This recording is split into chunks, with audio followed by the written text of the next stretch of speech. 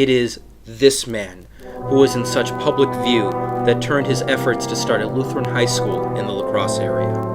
Frank had seen the blessings of Christian education for his children, and when his oldest son, Paul, approached high school age, he saw the need to continue that education. There had been interest in starting a Lutheran high school in the area, but nothing had come of it. Then Frank joined the board in charge, serving as its secretary. Frank's son Paul was in the first class, and Frank became the first band director at the new Luther High School. Pastor Wayne Schmidt was called to be the school's first principal in 1957. Frank Italiano was a man who was very sensitive to public relations, and one of his early endeavors was to get a band started and to get the band marching on the street. The purpose was not to show off to the community of La Crosse, but to make our constituency, the Wisconsin Synod churches in the La Crosse area, aware of Luther High School. And so in the second year of its operation, the school had 45 students, and 40 of them were marching in the band in a parade in the city of La Crosse. And so it was that kind of publicity for which the board was very sensitive, and your father always had a new idea with respect to making things available to people and letting them know what was there. And the band was a major factor in getting the publicity out. The first year of Luther's existence, only 21 students attended. Frank got every one of them to be in band. By the second year, Luther had its own uniforms and marched in parades. Having a band on the street was very important to Frank. Keith Wardell was Luther's band director from 1989 to 2001. Obviously, the recruitment aspect for marching band at Luther High is a very large thing as we go out to the area cities and places where our association congregations are.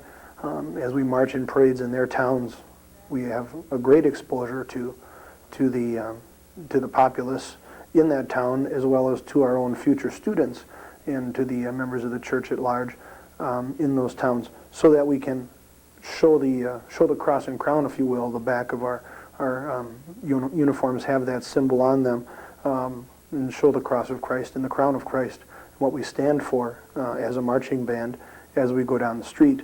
So marching exposes the Luther High School to the community at large, probably more so than any other single event up here at Luther High. As a matter of fact, if you stop to think about what the marching, the numbers of people that the marching band performs for, if we take all the other spectator events together, where people come to see something at Luther or see something about Luther, it doesn't even come close to matching the number of people that see Luther march on the street. Even just in the Oktoberfest Maple Leaf Parade, where you can have a couple 100,000 people, it takes a long time to tally that many people, lumping together a lot of the other events at Luther High School. God blessed Luther High. After only 6 years, Luther had gone through numerous building projects and had an enrollment of 223. The band, of course, grew as well. It was known in the community as one of the best.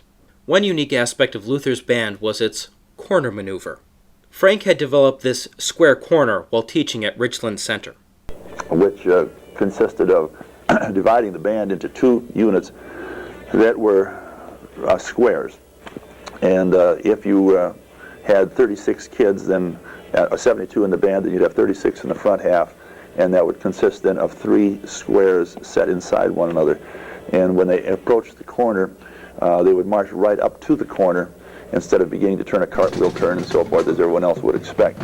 But the front row of the band would march right up to the spectators on the opposite side of the intersection. So they would get all the way into the corner, taking up the entire intersection, and Frank would blow a whistle, and all 3 of those squares would march in a rectangle right around 1/4 of the square, turning to the right and spinning on each one of the corners.